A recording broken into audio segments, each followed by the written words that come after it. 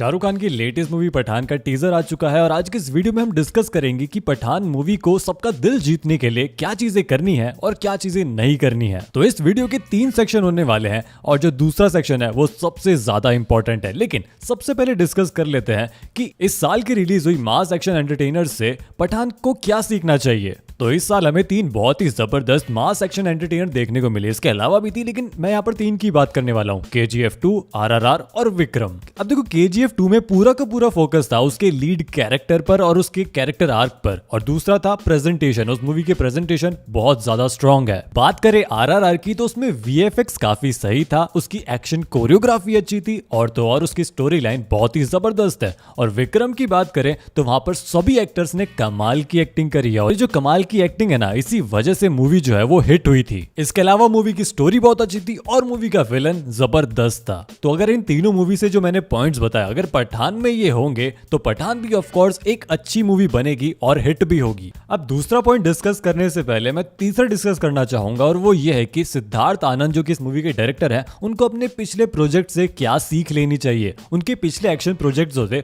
वो of course hit थे, लेकिन उनमें गलतियां जरूर थी। बात करें बैंग बैंग मूवी की तो वो ऑफकोर्स मेरी फेवरेट एक्शन मूवी है बॉलीवुड से, लेकिन उसमें एक कमी थी और वो थी एक अच्छे विलन की कमी। मूवी में पूरा का पूरा फोकस जो है वो हीरो पर ही था, उसके हीरोइज्म पर था, लेकिन कहीं पर भी हमें विलन का कुछ खास मोटिव नहीं दिखाया गया, उसकी कोई बैक स्टोरी नहीं दिखाई गई। और मैं नहीं चाहता कि ये चीज पठान के साथ हो। मैं चाहता हूं कि पठान एक कंप्लीट मूवी होनी चाहिए जिसमें हीरो भी अच्छा हो, विलन का आर्क भी अच्छा हो और विलन के पास कुछ बढ़िया मोटिव हो जिससे हमें भी देखने में इंटरेस्ट आए। इसके बाद सिद्धार्थ आनंद की एक और मूवी है वॉर, जो कि बहुत ही बड़ी हिट हुई थी, जिसमें ऋतिक रोशन और टाइगर श्रॉफ थे, लेकिन उस मूवी में कमियां काफी ज्यादा थी। वॉर मूवी में काफी सारे एक्शन सीन्स में VFX बहुत ज्यादा वीक था और ये जो वीक VFX होता है ये शायद आपको मोबाइल पर देखते वक्त उतना बॉदर ना करे, लेकिन पठान मूवी थिएटर के लिए बनी और अगर थिएटर में वीक VFX देखने को मिलेगा तो लोग रिव्यू में जरूर उसकी बुराई करेंगे और उसका नेगेटिव इंपैक्ट पड़ता है। और टीजर देखकर मुझे लग रहा है कि कहीं कहीं पर VFX सच में वीक है, कहीं पर लाइटिंग थोड़ी गड़बड़ है। अब मैं एक्सपर्ट नहीं हूं, लेकिन फिर भी अब अगर वो दिख रहा है तो उसको इंप्रूव कर दिया जाए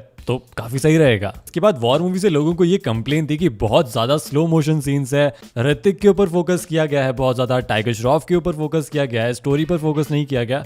तो ये बात सही है। देखो स्लो मोशन सीन्स KGF 2 में भी बहुत सारे थे, RRR में भी बहुत सारे थे, लेकिन वहां पर प्रेजेंटेशन जो है वो बहुत ड्रामेटिक थी और वॉर मूवी में वो प्रेजेंटेशन उतनी ड्रामेटिक नहीं थी और ऐसा लग रहा था कि वो स्लो मोशन सीन्स जो है वो फोर्स्ड है। तीसरी चीज जो वॉर मूवी से सीखनी चाहिए और वो गलती इसमें नहीं होनी चाहिए और वो है पुअर डायलॉग्स। वॉर मूवी के डायलॉग सच में बहुत ही बचकाने थे, बहुत ही बेकार थे, ब्रह्मास्त्र जितने नहीं थे, लेकिन ठीक है, बढ़िया नहीं थे। और अगर शाहरुख खान का पास्ट देखा जाए तो उनकी पास्ट मूवीज देखी जाए तो वो डायलॉग्स की वजह से भी चलती हैं। तो मैं बिल्कुल भी नहीं चाहूंगा कि शाहरुख खान की मूवी में डायलॉग्स गंदे हो। अब बात कर लेते हैं अपने दूसरे पॉइंट की। तो मास एंटरटेनमेंट मूवीज जो होती हैं उनका एक ही काम होता है, ऑडियंस को फील देना, और ये फील देने में सबसे इंपॉर्टेंट रोल प्ले करता है बैकग्राउंड म्यूजिक। विक्रम, RRR और KGF 2 इस साल की जो 3 बड़ी एक्शन एंटरटेनर्स है, इन सभी में बैकग्राउंड म्यूजिक जबरदस्त था, चाहे इसमें कांतारा को भी ऐड कर लो। बैकग्राउंड म्यूजिक जो है वो मूवी की पहचान बन जाती है जब इसे जगह जगह पर यूज किया जाता है, चाहे इंस्टाग्राम रील्स हो गई, यूट्यूब शॉर्ट्स हो गए।